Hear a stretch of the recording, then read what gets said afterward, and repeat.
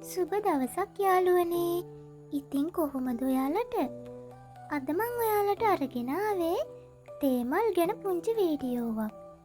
මේ ශාකය අපිට හඳුන්වලා දුන්නේ බ්‍රිතාන්‍ය ජාතිකයන් නිසා අපි මේ ශාකය විදේශීය ශාකයක් විදිහට තමයි සලකන්නේ. තේගහේ ඉතිහාසය ගැන පස්සේ කතා කරමුකෝ. ඉතින් අද කතාව තේමල් ගැන.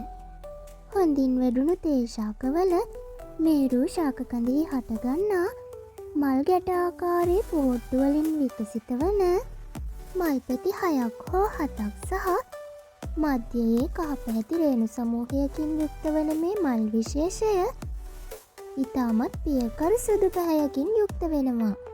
මේවායෙහි මල්පෙති 6ක් හෝ 7ක් පැවතියද සැබවින් මෙහි සුදු පැහැයෙන් දිස්වනුයේ මල්පෙති 3ක් හෝ 4ක් පමණයි. එවගේම ඉතිරි පැති සුදු මිශ්‍ර ලාකොළ පැහැයකින් යුක්තයි. කළු කුහුඹුවන් වැනි සතුන් මෙම මල්වල රේණු සහිත කොටස ආහාරයට ගැනීමට දැඩිසේ ප්‍රිය කරන අතර ඔබ මෙම වීඩියෝවෙහි දකින ආකාරයටම මෙම මල්වල රේණු කොටසෙහි මෙවැනි කුහුඹුවන් නිරන්තරයෙන් දැකගත හැකියි. ආකර්ශනීය බව වගේම ඉතාමත් සෞම්‍ය සුවඳකින් යුක්ත වන මෙම තේමල් බුදුපුද සඳහාත් ඉතාමත් යෝග්‍යයි.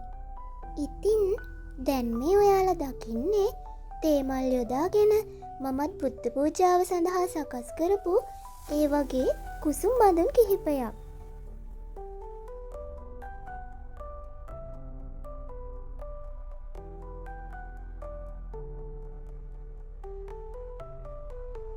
ඔයාලගේ ගෙවත්තෙත් තේමල් තියෙනව නම් මේ වගේ බුද්ධ පූජාවලට යොදා ගන්න පුළුවන්.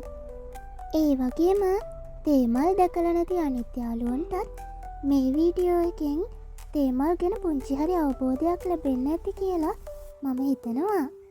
අද වීඩියෝ එක හොඳයි නම් කමෙන්ට් එකක් දාන්න.